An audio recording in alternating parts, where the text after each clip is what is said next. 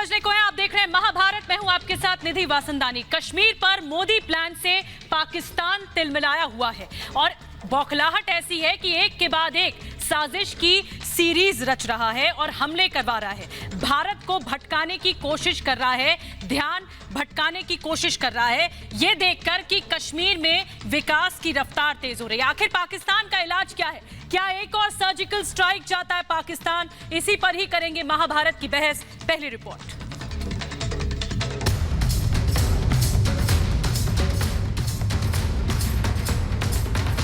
कश्मीर में मोदी प्लान से तिलमिलाया इमरान। गुपकार दिल्ली आया, पाकिस्तान ने साजिश का जाल बिछा दिया। पाकिस्तान नहीं आया बाज, फिर मांगे उरी वाला इलाज। एक दिन पहले श्रीनगर में ग्रेनेड धमाका, फिर जम्मू में 5 किलो आईडी के साथ गिरफ्तारी और उसके बाद जम्मू एयरफोर्स स्टेशन पर धमाके। ये तिलमिलाहट उस तमाचे की है जो प्रधानमंत्री मोदी ने कश्मीर प्लान के जरिए मारा है। दिल्ली ने बुलाया तो गुपकार आया। उसके बाद प्रधानमंत्री मोदी ने कश्मीर के लिए जोरदार प्लान बनाया जिसने नापाक हलकों में हलचल मचा दी। फिर क्या, साजिश का खान इमरान और उसका नापाक पाकिस्तान साजिश पर उतर आया, जिसकी बानगी 2 दिन में श्रीनगर और जम्मू में दिखी। पाकिस्तान ने आर्मी तो हमला नहीं करती, उनके टेररिस्ट कंट्रोल टेररिस्ट हैं और जो रेडिकल एलिमेंट जो इस्लाम का बैठा हुआ है उनके साथ वो सब मिलके यह काम करते हैं। जम्मू कश्मीर से आतंक की जड़ें पूरी तरह उखाड़ने और लोकतंत्र की जड़ें और मजबूत करने के लिए प्रधानमंत्री मोदी ने गुपकार को दिल्ली बुलाया और आगे का पूरा प्लान समझाया, जिसके जरिए जम्मू कश्मीर में चुनावी प्रक्रिया बहाल होगी और कश्मीर आतंक का दमन कर अमन के रास्ते पर बढ़ चलेगा। बस यही बात पाकिस्तान को चुभ रही है और बौखलाहट में ऐसी हरकतों को अंजाम दे रहा है। पाकिस्तान की फौज सारी फसाद की जड़ है और अगली बार शायद हमको पाकिस्तान की फौज जो कि फसाद की जड़ है उसको टारगेट करना पड़ेगा, क्योंकि ये बाज नहीं आ रहे। एक दिन पहले ही श्रीनगर में आतंकियों ने सुरक्षा बलों को निशाना बनाकर ग्रेनेड फेंका। ग्रेनेड सीआरपीएफ बंकर के पास फटा। गनीमत रही कि सुरक्षा कर्मी बच गए। इसके अलावा जम्मू के त्रिकुटा में वेब मॉल के पास से एक आतंकी की सुरक्षा बलों ने गिरफ्तारी की। आतंकी के पास से 5 किलो आईडी बरामद किया गया और शनिवार रात जम्मू में ड्रोन के जरिए एयरफोर्स स्टेशन को निशाना बनाया गया। ड्रोन के जरिए जो एक्सप्लोजिव था वो ड्रॉप किया गया था। तो जिस तरह से पाकिस्तान हथियार जो है वो ड्रॉप करता था, उसी मोडस ऑपरेंडी को अपनाकर एक्सप्लोजिव को जो है वो ड्रॉप किया गया था एयरफोर्स स्टेशन के अंदर। और ये सुरक्षा बलों के लिए बहुत बड़ी चुनौती इसलिए है क्योंकि इस तरह के जो मोडस ऑपरेंडी है एक नया मोडस ऑपरेंडी है और ये जम्मू कश्मीर में ही नहीं बल्कि देश में पहला ऐसा आतंकी हमला है जो ड्रोन के जरिए किया गया है। ये शांति की सड़क पर कुलाचे भर रहे कश्मीर को लेकर पाकिस्तान की कसमसाहट है। आतंक के पैर उखड़ने पर इमरान की फड़फड़ाहट है और जब दिल्ली में गुपकार को साथ बिठाकर प्रधानमंत्री मोदी ने कश्मीर प्लान को अमली जामा पहनाना शुरू किया तो पाकिस्तान पूरी तरह से तिलमिला उठा और साजिश की सीरीज शुरू कर दी। सवाल उठता है कि क्या पाकिस्तान फिर उरी और पुलवामा वाली खुराक चाहता है? क्या बिना इलाज के पाकिस्तान बाज नहीं आएगा? आज इसी पर करेंगे महाभारत की बहस।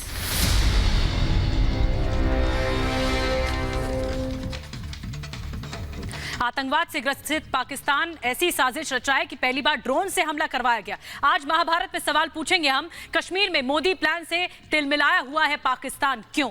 चुनावी प्रक्रिया से चिढ़कर क्या ये साजिश की सीरीज शुरू की है? ये दूसरा सवाल होगा। वहीं एलओसी पर सीजफायर का दिखावा कर रहा है पाकिस्तान, आखिर क्यों? क्या बाज नहीं आएगा पाकिस्तान और इसका इलाज क्या है? कौन सा पक्का इलाज चाहता है पाकिस्तान, ये भी हम सवाल पूछेंगे। हमारे साथ तमाम खास मेहमान होंगे। आइए तमाम खास मेहमानों से इंट्रोड्यूस कराते हैं आपको। महाभारत में कौन कौन हमारे साथ जुड़ेगा। हमारे साथ चारू प्रज्ञा जुड़ेंगी, बीजेपी के स्पोक्स पर्सन। हमारे साथ मेजर जनरल के सिन्हा साहब, रिटायर्ड डिफेंस एक्सपर्ट जुड़ेंगे। हमारे साथ याना मीर जुड़ेंगी, कश्मीरी एक्टिविस्ट। आप देखते हैं कई बार वो पाकिस्तान के साथ डिबेट में हिस्सा लेती हैं। माजिद हैदरी साहब हमारे साथ जुड़ेंगे, पॉलिटिकल एनालिस्ट। इसके अलावा हमारे साथ वानी यास्मीन जुड़ेंगी, एडवोकेट हैं। और मोहम्मद अकीब रेंजू शाह जो कि यूथ लीडर हैं जम्मू कश्मीर से। मैं आप तमाम खास मेहमानों का बहुत बहुत शुक्रिया। आप महाभारत की इस बहस में मैं आऊंगी आपके पास, लेकिन पहले मैं वो जम्मू के फुटेज आपको दिखाती हूं, जो सीसीटीवी फुटेज, सबसे फ्रेश विजुअल्स इस वक्त सामने आए हैं कि कैसे ड्रोन से आतंकी साजिश रची गई पाकिस्तान के जरिए। और जम्मू एयरबेस स्टेशन पर, एयरफोर्स स्टेशन पर, ये देखिए, ये तस्वीरें बता रही हैं कि किस तरह से ये पूरी कॉन्स्पिरेसी रची गई पाकिस्तान की तरफ से। ये देखिए, ड्रोन से 5 मिनट के अंदर 2 ब्लास्ट हुए हैं। जो टेक्निकल एरिया था एयरफोर्स स्टेशन का, जम्मू के एयरफोर्स स्टेशन का जो टेक्निकल एरिया था, जो एयरक्राफ्ट थे उनको निशाना बनाया जाना था, यानी एयरक्राफ्ट से जुड़ी जो संपत्ति थी उन पर टारगेट करना था पाकिस्तान को। और ये आतंकी साजिश है। 5 मिनट में 2 धमाके होते हैं और ड्रोन से हमला होता है। ये देश में पहली बार हुआ है कि ड्रोन से हमला कराया गया और वहां पर विस्फोटक गिराए गए। ये तस्वीरें आपको दिखा रहे हैं।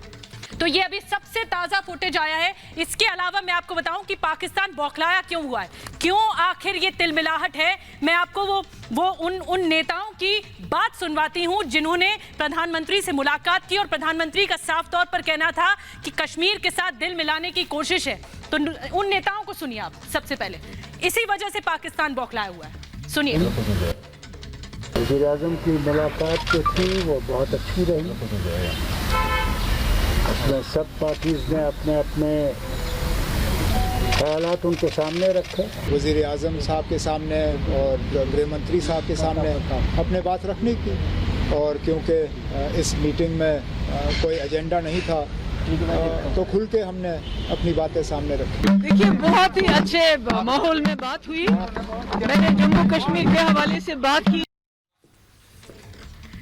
तो कश्मीरी नेताओं को आपने सुना कि बहुत ही अच्छे माहौल में बातचीत हुई। दरअसल यही वजह है कि पाकिस्तान ये अलगाव फैलाना जो चाहता है, जो मंशा पूरी करना चाहता है, वो हो नहीं पा रही, और वो कोशिशें, जो मंसूबे हैं, वो कामयाब नहीं हो पा रहे। मोहम्मद अकीब साहब, सबसे पहले आपके पास आऊंगी। ये तो वही बात हो गई ना कि पाकिस्तान जो अलगाव फैलाने की कोशिश कर रहा है, कश्मीर का एजेंडा फैलाने की कोशिश करता है, जो दुनिया में डंका पीटता रहता है, उस पाकिस्तान के एजेंडे पूरे नहीं हो पा रहे और इसी वजह से बौखलाहट निकल रही है। मोहम्मद अकीब साहब, देखो, मैंने पहले भी बोला है, पॉलिसी एक वाजिया होनी चाहिए। हम उनसे बात करते जो एक दिन पहले कश्मीर में पाकिस्तान बोलते हैं, और उन्हीं लोगों को आप प्रधानमंत्री निवास में बुलाते हैं। ये कौन सी डुअल स्टैंडर्डिक पॉलिसीज है, हमारी देश की समझ आती नहीं है। कौन से सियासतदान दिल्ली में बैठे, किनसे बात हुई? महबूबा जी ने तो बोला ना पाकिस्तान से बात होनी थी, एंड वही पाकिस्तान आ जाया। उनको कोई टारगेट नहीं था, उनको आज दोबारा सिविलियंस टारगेट थे। आप देखो, पिछले 1 महीने में कश्मीरी कितने आम लोग मरे, and what is our policy? हम तो भाई महबूबा उमर को उनको अकीब साहब, बहुत अनफॉर्चुनेट है कि आपको ये जो पाकिस्तान का डुअल स्टैंडर्ड है वो नहीं दिखाई देता। आपको ये दिखाई देता है कि यहाँ पर जो संवाद का रास्ता है, जो आप ही जैसे नेता बोलते हैं, जो आज का यूथ बोलता है कश्मीर का, कि आपके नेता चाहते हैं कि हम संवाद करें, और जब प्रधानमंत्री साहब संवाद करते हैं तो आपको बुरा लगता है। आप भी पाकिस्तान की भाषा नहीं बोल रहे। पहले बात तो सुनिए ना।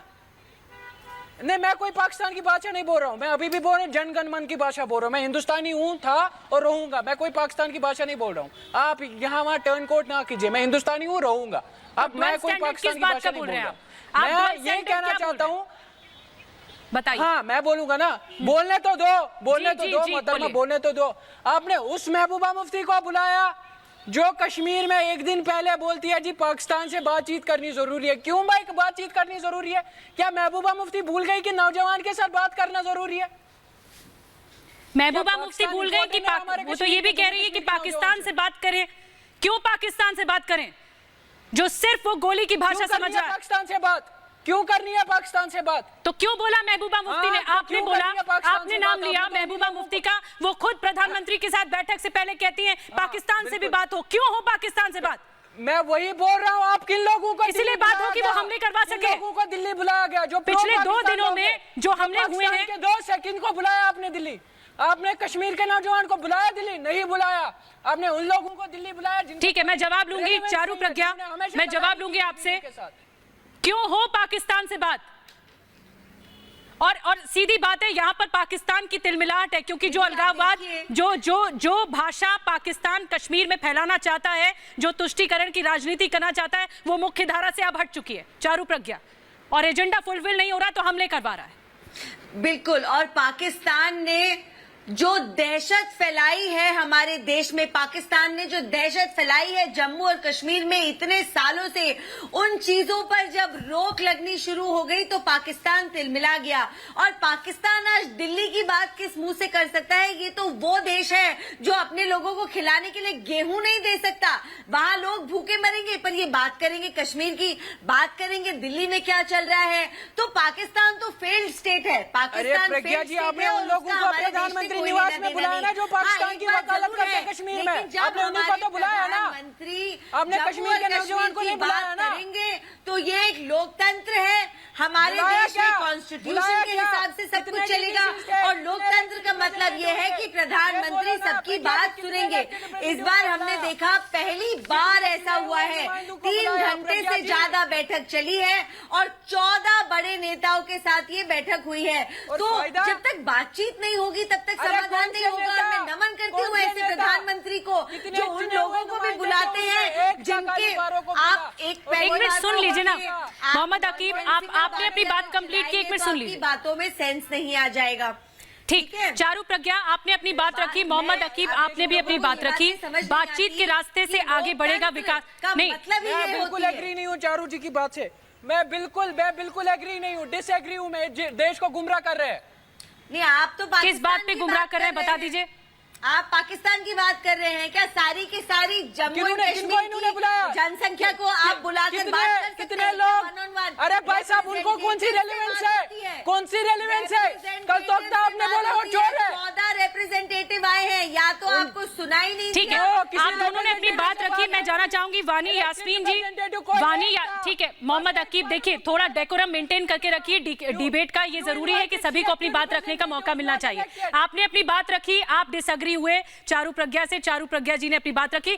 थोड़ा शांत होकर डिबेट को आगे बढ़ाते हैं। वानी यास्मीन और याना मीर को मैं लाना चाहूंगी। याना मीर, और सबसे पहले वानी यास्मीन, क्या ये चुनावी प्रक्रिया जो आगे बढ़ रही है या विकास की रफ्तार कश्मीर में आगे बढ़ रही है, क्या इससे चिढ़ा हुआ है पाकिस्तान? क्योंकि पाकिस्तान तो ये लगातार ढोल पीटता रहा है यूएन में कि कश्मीर में सब कुछ ठीक नहीं है, और जब अब विकास की पटरी पर रफ्तार आ रही है तो उसे बुरा लग रहा है, उसकी बौखलाहट हमले के रूप में निकल रही है।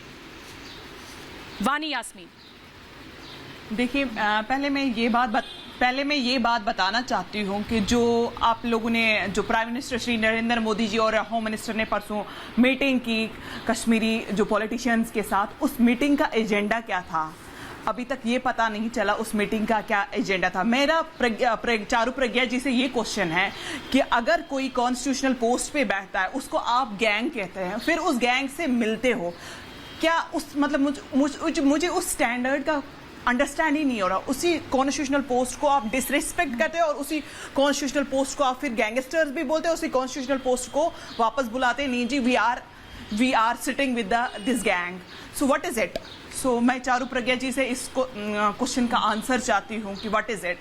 जैसे कि हमारे होम मिनिस्टर जी ने ट्वीट किया था कि Gupkar gang, what it is again कि गुपकार गैंग के साथ वो फिर बैठ गए।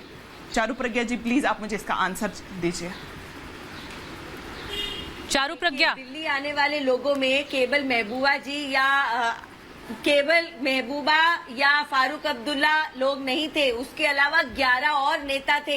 जब हम गैंग बोलते हैं इसका मतलब यह है कि एक ग्रुप ऑफ पीपल है जो साथ बैठे थे इस बात को देखने के लिए कि जो कश्मीर में हो रहा है उसको कैसे जाए। लेकिन रिप्रेजेंटेशन हर कोने कोने का दिल्ली तक आया था। और मुझे लगता है चारू प्रज्ञा और वानी यास्मीन, हमारी डिबेट गुपकार पर नहीं है। हम इस बात पर डिबेट कर रहे हैं कि आखिर पाकिस्तान ये जो नीति अपना रहा है उसका इलाज क्या है, उसको जवाब कैसे देना है। और इसी वजह से मैं डिफेंस एक्सपर्ट को शामिल करूंगी और के सिन्हा साहब इस वक्त हैं। क्या पाकिस्तान एक और सर्जिकल स्ट्राइक चाहता है सिन्हा साहब? क्या उसी से ही समझेगा? मैं आऊंगी वानी जी आपके पास, मैं आऊंगी आपके पास। क्या सिन्हा साहब आपको लगता है पाकिस्तान एक ही भाषा समझता है? उसको सर्जिकल स्ट्राइक की समझ में आएगी, तभी शायद बात मानेगा वो। देखिए निधि, आपने कहा क्या एक सर्जिकल स्ट्राइक की जरूरत है। मेरा यह मानना है कि पाकिस्तान पे surgical strike after surgical strike की जरूरत है, जब तक कि वो सबमिशंस में अपने को डिटरेंस की इतनी प्रक्रिया आपकी तेज हो जाए कि उनकी रूह कांपे हिंदुस्तान की तरफ आंख भी उठाने के लिए। आज ये स्थिति है। देखिए बदलती हुई परिस्थितियों के अंदर में आप देखिए, जो आप कह रही थी ना गुपकार गैंग का आना, जो कहते थे कि पाकिस्तान, फिर वो कहते थे कि चाइना से हम ले लेंगे ये चीज, और वो लोग हाथ जोड़कर खड़े होते हैं और पूरा का पूरा कहते हैं कि बहुत अच्छी आपकी मीटिंग हुई। वो मानते हैं डीलिमिटेशन की कार्रवाइयां, और पाकिस्तान को धक्का लगना जरूरी है, क्योंकि ये अलगाववाद की जो शुद्ध बोलते थे, आज वो कहते हैं कि इलेक्शन की बात करते हैं, वो कहते हैं स्टेटहुड की वापसी। तो वो डायरेक्टली इनडायरेक्टली जो कार्रवाइयां हुई थी 5 जून 2019 के बाद, तो वो पूरा का पूरा उन्होंने एक तरह से मान लिया और माना कि ये सही है, क्योंकि जनता, जो जम्मू एंड कश्मीर की जनता ने इसका पुरजोर समर्थन किया है। और देखिए दूसरा कार्रवाई क्या हुआ। पाकिस्तान, ये हुआ 24 तारीख को, और 26 तारीख को हुआ FATF के अंदर में ग्रे लिस्ट में डाल दिया गया। पाकिस्तान तड़प रहा था, छटपटा रहा था, कहता था 26 पॉइंट आउट ऑफ 27 हमने इंप्लीमेंट किया है, मगर पूरे विश्व में। बिल्कुल, बहुत बड़ी बात कही सिन्हा साहब आपने। वास्तविकता से तो भाग नहीं पाएगा ना पाकिस्तान। ग्रे लिस्ट में मौजूद है, FATF ने फिर ग्रे लिस्ट में मौजूद कर दिया है, महंगाई से पिटता हुआ दिख रहा है।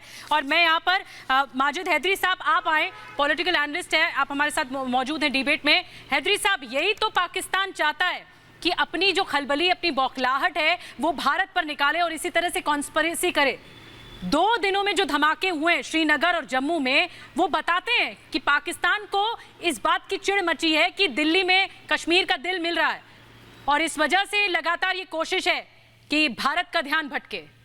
हैदरी साहब, देखिए निधि साहिबा, भारतीय होने के नाते आज मेरा दिल रो रहा है, और लगता है मुझे कि शायद मैं इस आज मंच पे रो पड़ूंगा। आज हमारा देश की सुरक्षा इतनी खराब हो गई है कि पाकिस्तान का ड्रोन आके जम्मू में हमला करता है।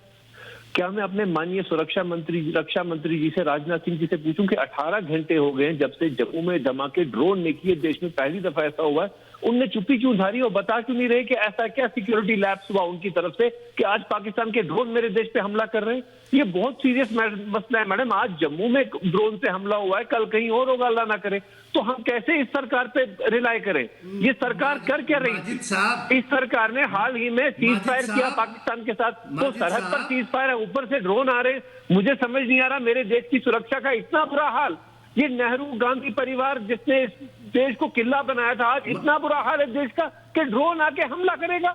अरे रोने का वक्त है ये, आज डिबेट करने का वक्त नहीं। हम चारू प्रज्ञा और याना मीर घड़ियालू आंसू रो रहे हैं आप, ये घड़ियाली आंसू बंद करें आप लोग ही अलगाववाद का। अगर आप हंसना चाहते हैं इस बात पे तो आप हंसिए, अगर आप हंसना चाहते हैं कि आज मेरा देश इतना असुरक्षित है तो आप हंसिए। जो घड़ियाली आंसू आप अपने सिक्योरिटी के ऊपर में सवाल खड़ा करते हैं, एक दुश्मन देश जिसपे हाइब्रिड वॉर है, तो इस तरह की कार्रवाइयां होती हैं, उसका आप जवाब देखें ना, और जवाब इतना ज्यादा भयंकर होगा।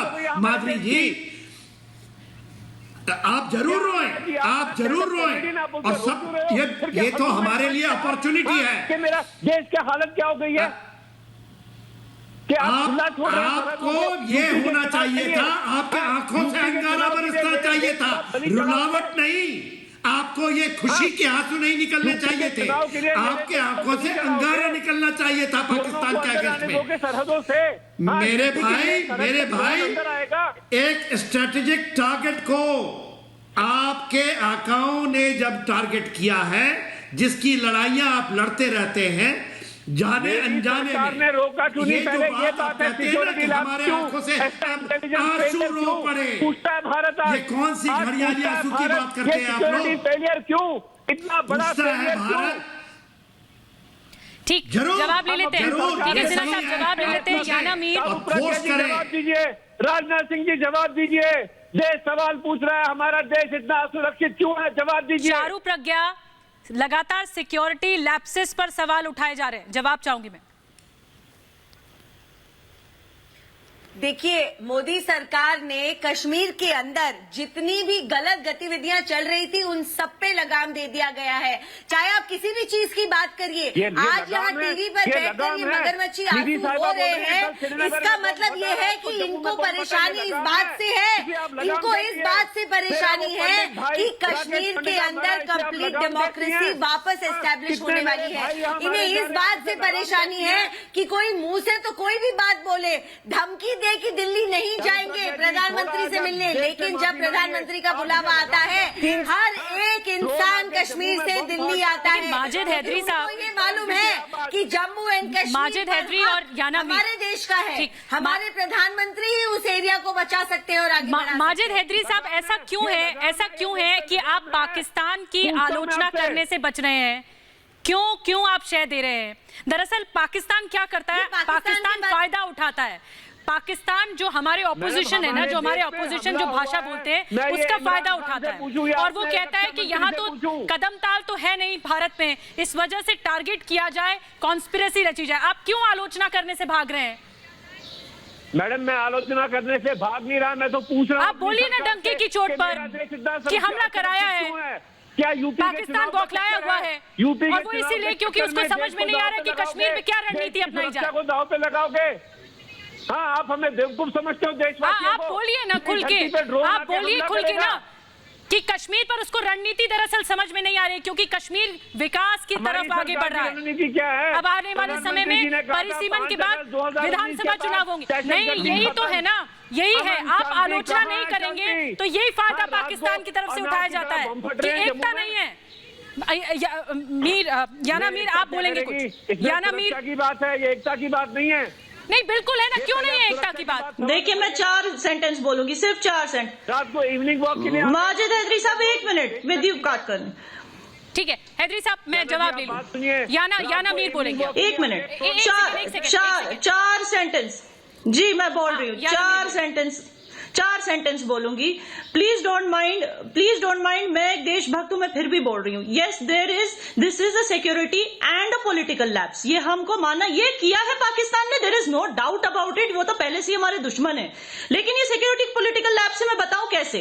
जब से पीएम मोदी ने अनाउंस किया कि ऑल जेके पार्टी मीट पीएजीडी के साथ होगी, तब से यहाँ पे खलबली मची हुई है, तब से यहाँ पे टेररिस्ट अटैक्स हो रहे हैं और इनोसेंट्स मर रहे हैं। और आपने सही कहा, मुझे पाकिस्तानी डिबेट्स पे जब बुलाया जाता है वो एक ही सवाल पूछते हैं, हुर्रियत को क्यों नहीं बुलाया, हुर्रियत को क्यों नहीं बुलाया। अगर पीएम मोदी ने बजाय पीएजीडी के डीडीसी लीडरान को बुलाते या इस तरह के यूथ लीडर्स को बुलाते, तब ये अटैक्स नहीं होते, क्योंकि फिर Hurriyat would not have question कि पीएजीडी को बुलाया, हमें क्यों नहीं बुलाया।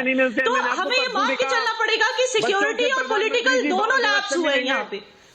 प्रधानमंत्री कहते हैं बैठक के बाद, हैदरी साहब आप सुनिए, प्रधानमंत्री बैठक के बाद कहते हैं कि हमारी प्राथमिकता है लोकतंत्र को मजबूत करना। प्रधानमंत्री ने ये पहल की कि सभी नेताओं को जोड़ा, कश्मीर से दिल्ली बुलाया ताकि बातचीत के जरिए आगे बढ़े। जो लीडर्स हैं वो परहेज क्या है? क्यों आप सकारात्मक तरीके से आगे नहीं बढ़ना चाहते?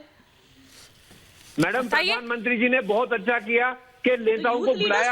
अब याना जी परसों से बोल रही है कि बच्चों को क्यों नहीं बुला रहे? आज बाल दिवस थोड़ी है, 14 नवंबर को बुलाएंगे बच्चों को भी मोदी जी। क्यों फिर उसी पीएजीडी को बुलाया वहाँ पे? ये सारे कश्मीरी से किसको बुलाएं? बच्चों को बुलाएं, बाल दिवस से बुलाते हैं बच्चों को। क्या कौन लीडर है? युवा लीडर। लीडर कौन है यहाँ? युवा लीडर। लीडर आप बच्चों को लीडर बोलती हैं। बाल दिवस पे बुलाएंगे इनको मोदी जी 14 नवंबर को। है कौन यहाँ युवा लीडर कश्मीर में? बच्चे हैं सारे, दूध पीते बच्चे। इनको बोलो 14 नवंबर को मोदी जी इंशाल्लाह बुलाएंगे तुम लोगों को, मगर देश के लोकतंत्र का मजाक ना बनाइए। बच्चों को क्यों नहीं बुलाया? इंफ्रास्ट्रक्चर देना चाहिए। जब मोदी जी को बुलाएंगे तभी तो उनके फॉलोअर्स बढ़ेंगे, तभी तो दुनिया देखेगी कि ये भी लीडर हैं, तभी तो उनको प्लेटफॉर्म मिलेगा। बुलाया फिर घूम फिर के उन्हीं एंटी नेशनल्स को, फिर जब पाकिस्तान को बढ़ावा नहीं मिलेगा तो क्या मिलेगा? होगा। ये बात it is a fact, we can not deny कि ये मीटिंग होनी नहीं चाहिए थी पीएचडी के साथ। भेजिए बच्चों के पालने में। तो हैदरी साहब, क्या आपको बुरा लगा? नहीं, मुझे आप एक बात क्लियर कीजिए ना, आपको ये बात ठीक नहीं लगी कि प्रधानमंत्री ने सभी नेताओं को बुलाकर संवाद किया और आगे कुछ क्लैरिटी मिली कि परिसीमन के बाद विधानसभा चुनावों की प्रक्रिया आगे बढ़ेगी? क्या ये बात आपको अच्छी नहीं लगी? खुल के बोलिए ना, आपको क्या बात अच्छी नहीं लगी? मैं एक बात हैदरी साहब बताइए ना, आपसे सवाल है। देखिए मैडम, मुझे बातचीत में हर बात अच्छी लगी, लेकिन याना साहिबा की ये बात अच्छी नहीं लगी कि बच्चों को क्यों नहीं बुलाया। बाल दिवस नहीं था वहां पे, सीरियस बात हो रही थी कश्मीर पे। और अगर मोदी जी तर्क शस्त्र में विश्वास रखते हैं तो उन्होंने करके दिखाया देश को, उसमें गलत क्या हुआ? कहीं से लोकतंत्र की प्रतिक्रिया जम्मू कश्मीर में शुरू की, हमें सबों को मोदी जी के साथ खड़ा होना चाहिए, बुलाना चाहिए था। आप पाकिस्तान की बात मान ले, पीएचडी को भी बुलाइए, हुर्रियत को भी बुलाइए, फिर यासीन मलिक को भी जेल से बाहर निकाल के बुलाइए, क्योंकि पाकिस्तान तो यही सब वो हड़बड़ाया हुआ इसी वजह से। हुर्रियत देश के संविधान की शपथ नहीं लेता, लेकिन महबूबा जी लेती है। चलिए, आपने अपनी बात रखी। वानी यास्मीन, आप उनको चांस दिया जाए। वानी यास्मीन, आप एडवोकेट हैं और आप इस बात की ठीक है, आप लोगों ने अपनी बात रखी, अब आगे बढ़ाते हैं डिबेट। वानी यास्मीन, आप इस बात की वकालत करती हैं कि एक चुनावी प्रक्रिया होती है और अगर जम्मू कश्मीर उस लहजे से आगे बढ़ रहा है, विकास वहां पर देखने को मिल रहा है आने वाले कुछ महीनों में, तो फिर क्या है, क्या आपत्ति क्या है इस बात को लेकर? क्यों विरोध किया जाता है? क्यों इस बात का भी विरोध हो रहा है कि प्रधानमंत्री ने बैठक बुलाई और कुछ एजेंडा आगे बढ़ा, जबकि प्रधानमंत्री खुद कह रहे हैं कि यहाँ लोकतंत्र मजबूत होगा केंद्र शासित प्रदेश में? क्योंकि जो डेवलपमेंट हो रहा है उसमें पीएचडी का कोई हाथ ही नहीं है। इसके लिए हमें समझ क्यों बुलाया गया? याना मुझे बोलने दीजिए। मुझे लग रहा है कि देखिए, डेमोक्रेसी में ऐसा होता है जरूर कि एक प्रोसेस की जाती है इलेक्शंस के लिए। डेफिनेटली ये अचीवेबल होगा आगे के लिए, कश्मीर के लिए। बट मेरा फिर से एक रिपीटेड क्वेश्चन है, जब हमारे होम मिनिस्टर बोलते हैं गुपकार गैंग, फिर से वो गुपकार गैंग के साथ बैठ गए again. Gupkar gang, it doesn't look good कि एक होम मिनिस्टर जी बोले कि gang. This is very unfortunate कि ट्वीट्स ऐसे आ रहे हैं। Now coming to the another point, yes, we want a development in a Kashmir, but in a positive way, न कि ऐसे टेररिज्म वे। जब से 370 हट गया है तब से हमारा टेररिज्म इतना हाई हो चुका है कि कहीं वेट कहीं पे भी ब्लास्ट हो रहे हैं, श्रीनगर में ब्लास्ट हो रहा है, जम्मू में ब्लास्ट हो रहा है। पैनलिस्ट एक ही बात कह रही हैं, मैं इनको एक बार में जवाब देना चाहती हूँ। ठीक, बोलिए चारू। अगर ये इस बात से आज परेशान है कि जिसको बुलाया उसको क्यों बुलाया, तो मैं इनसे पूछना चाहती हूँ, अगर इनमें से एक दो को भी छोड़ दिया होता, ये सबसे पहले शोर मचाती और कहती मोदी जी ने इन्हें तो बुलाया ही नहीं। इतने सालों से जम्मू एंड कश्मीर की राजनीति में ये लोग बने हुए हैं, जुड़े हुए हैं, इनको नहीं बुलाया। बताइए ये कैसा रिप्रेजेंटेशन है? तो सच्चाई ये है कि मोदी जी ने अपनी तरफ से अलग अलग वर्गों को दिल्ली बुलाया, जहाँ से complete representation Jammu and Kashmir का मोदी जी को सुनने को मिले, और उस चीज को आगे बढ़ाते हुए सबकी बात मोदी जी ने दिल से सुनी। हर इंसान ने बाहर आके यही कहा कि हमें बिल्कुल इत्मीनान से अपनी बात कहने का मौका दिया गया।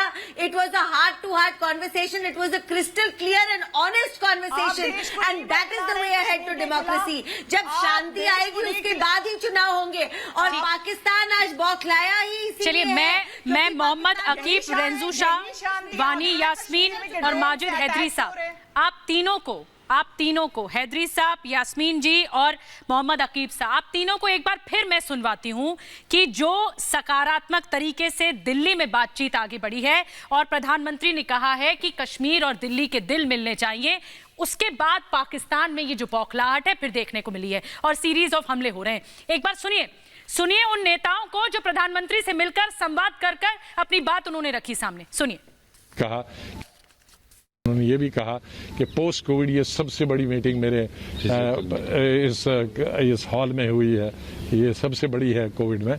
तो लेकिन एक विंडो निकला, तो इस विंडो में हमने बात की। अच्छे वातावरण में कोई ऐसा लड़ाई का माहौल नहीं था। प्रधानमंत्री ने खुले दिल से सुनी और हमें लगता है कि जो आश्वासन मिला है ये आज जम्मू कश्मीर के लोगों के लिए खुशी का दिन था। सारे जितने भी इश्यूज हैं जेएंड के वो सब उठे और एक बड़े खुशगवार माहौल में हुआ। खुशगवार माहौल में हुआ, सुना आपने, और 24 तारीख फिर इतिहास बन गई। प्रधानमंत्री ने कश्मीरी नेताओं से बातचीत की, लेकिन मोहम्मद अकीब साहब, उसके बाद जो 2 दिन से ये कर रहा है पाकिस्तान, ये 2 दिन से जो कर रहा है मोहम्मद अकीब साहब, दिख रहा होगा ना आपको, श्रीनगर में हमला, हमारे जम्मू एयरबेस पर ये ड्रोन से हमला, पहली बार ये कॉन्स्पिरेसी। इलाज क्या समझते हैं आप? एक और सर्जिकल स्ट्राइक होगी? के सिन्हा, फिर मैं उनके पास जाऊंगी। सुनो जी, पूरा बोलने देना। ठीक, जो आप बोल रहे हैं ना, ये मैंने पूरा सुना। सर्जिकल स्ट्राइक, एक सेकंड, के सिन्हा साहब आऊंगी मैं आपके पास। निधि जी, अकीब, हाँ मोहम्मद अकीब, पहले आप बोलिए जी। हाँ निधि जी, ये पता है, ये पिछले 1.5 साल से ना इस दिन के इंतजार में थे कि हमें दिल्ली का बुलाएगी, ठीक है ना। रहा सवाल, आपने जो अभी बात चल रही थी बच्चों की, ठीक है ना। मैं भी एक नौजवान हूँ, ठीक है, मैंने इलेक्शन लड़ा है, मैं हवाई टपक के नहीं आया उमर अब्दुल्ला की तरह, लंदन से सीधे एनडीए की गवर्नमेंट में आया, मैंने इलेक्शन लड़ा है, ठीक है ना। रहा सवाल, अगर हम पिछले 30 साल से देखें ना, मरा कौन? कोई बूढ़ा तो नहीं मरा ना, नौजवान मरते। अभी भी अगर मरता है कोई, उनमें से 99.9 जो रेशियो होता है वो नौजवानों का होता है। बात करने की जरूरत किससे? अब आप 2 फैमिली से बात करोगे, आपने दो फैमिलीज को कश्मीर बनाया, और आप बोलते हैं ना कि आपने, मतलब आपको लग रहा है आपको नहीं बुलाया तो ठीक नहीं किया। चुने हुए नुमाइंदे कितने थे, वो बोलो ना। आप फिर उसके बाद प्रक्रिया के भी, मैं मेरी बात नहीं करता, मैं नौजवान की बात करता हूँ। पहले बात सुनो ना, मैं मेरी बात नहीं करता हूँ। मेरे भाई सुनिए, आज क्या मैं नौजवान की बात करता हूँ, नहीं बुलाया? अरे बात सुनो ना, इसके ऊपर हो रहा है, आज डिबेट हो रहा है जो मेरी बात नहीं, मैं नौजवान की बात करता हूँ, उसके ऊपर कब सुनेंगे? देखो आज तो अब जवाब भी सुन लीजिए ना, अपनी बात तो रखिए आपने। आप करेंगे बाद में ना, आपकी बातें सुनेंगी। जब हम अपने यूथ को अभी तक देखिए आप नौजवान हैं, आपका बहुत इज्जत है, आपका खैर मकदम है, पूरे के पूरे आप प्रक्रिया में शामिल हैं, मगर आज सवाल इसका डिबेट नहीं है। सुने आप, देखिए आपकी बात सुन ली, आप बार बार वही चीज दोहराते हैं मेरे भाई। ये कहते हैं ठीक है, आपका पूरा योगदान है, आपकी प्रतिनिधित्व मिलेगी, बात आज उसकी नहीं है। आज बात है कि पाकिस्तान ने नापाक हरकत जो कर रहे हैं 2-3 दिनों से, जो उसकी बौखलाहट है, उसका क्या इलाज है, उसके ऊपर बातचीत होनी चाहिए, और बातचीत होनी चाहिए। देखिए ये प्रक्रिया तो अभी शुरू हुई है, और आपने देखा उसकी बौखलाहट कहां आ गया। हमारे स्ट्रेटेजिक जो एसेट होता है उसको उसने हमला किया है, एक डायरेक्ट चैलेंज किया है, इसका मुंहतोड़ जवाब तो मिलेगा, मगर मुंहतोड़ जवाब से काम नहीं चलेगा। एक सर्जिकल स्ट्राइक नहीं, surgical strike after surgical strike होगा। और आपको मैं यकीन दिलाता हूं कि ये केवल नहीं कि क्यों उसने भेज दिया ड्रोन, ये ड्रोन वॉरफेयर जो है उसके पार्ट का हिस्सा है, उसके जो वो अभी इसका जो जवाब पड़ेगा हमारी तरफ से आने वाले समय में, और जब ये प्रक्रिया शुरू होगी जम्मू एंड कश्मीर के अंदर, तो इस तरह की चीजें और होगी।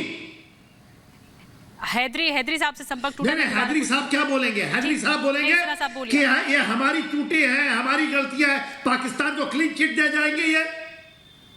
ये कहें कि ये चलते हैं जब हमारे यहाँ जब सर्जिकल स्ट्राइक हमारे यहाँ जो हमारी ड्रोन की अटैक्स जाएंगी, ये मत आप माने, हमारे पास कैपेबिलिटी बहुत ज्यादा है। नहीं, एक बहुत मूलभूत सवाल है मोहम्मद अकीब, जो आप बात कह रहे हैं, ठीक है, यूथ की बात करते हैं आप, कश्मीरी युवा की बात करते हैं, और वही उसी प्रक्रिया में आगे कई युवा जो हैं वो अभी वोट देंगे। जब कश्मीर में विधानसभा के चुनाव की प्रक्रिया आगे बढ़ेगी तो वोट भी देंगे। लेकिन इस बात की तो आलोचना करिए ना कि पाकिस्तान की जो फितरत है वो उससे बाज नहीं आ रहा है। दरअसल डिबेट का टॉपिक आज ये है, आपको इस पर बात करनी चाहिए। ये बात का विषय नहीं है कि आपको बुलाया गया या नहीं बुलाया गया, प्रधानमंत्री से संवाद हुआ या नहीं हुआ। बिल्कुल मोहम्मद अकीब, लेकिन बुलाया किनको आपने, जो कश्मीर में पाकिस्तान बोलते हैं? आप तो एक ही बात की रट लगा रहे हैं। महबूबा जी ने तो एक दिन पहले पाकिस्तान बोला ना। नहीं, आपने बुलाया किनको? आपने तो पाकिस्तान नवाजों को बुलाया, किनको बुलाया? उन्होंने कब हिंदुस्तान की बात की कश्मीर में?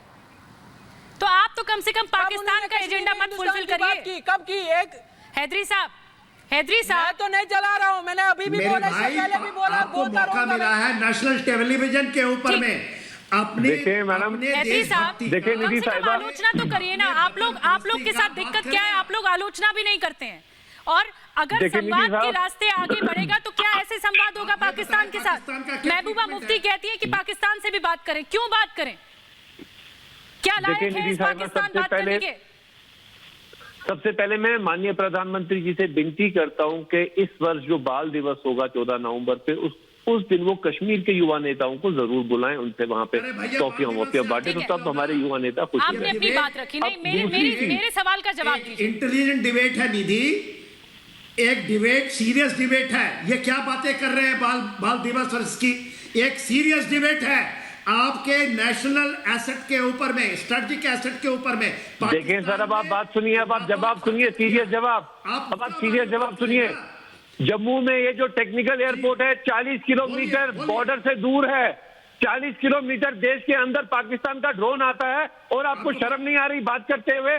40 किलोमीटर अंदर आया, 40 किलोमीटर आपको समझता है कितना होता है? आपको क्यों नहीं आती भाई? ये ऐसा ड्रोन दिल्ली में भी आ सकता है, ऐसा ड्रोन अमृतसर में भी आ सकता है, कुछ समझते हैं आप? ऐसा ड्रोन बॉम्बे में भी आ सकता है। कितना बड़ा सिक्योरिटी लैब है ये, आप थोड़ी शर्म कीजिए। आज ये जरूर इतना बड़ा सिक्योरिटी लैब, और आप मजाक बना रहे हैं मेरे देश की सुरक्षा। तो ये चीज पाकिस्तान हुकूमत करेगा ये, जब हम बालाकोट पे जाते हैं उसके मेरे देश की सुरक्षा अंदर तक नहीं है, आप चिल्लाते हैं कभी कि चीनी बताओ क्या किया मार देते हैं। दुश्मन की इतनी हिमाकत नहीं करते हैं तो दुश्मन की इतनी हिमाकत नहीं की आप बताएं कि वो खड़े करते हैं।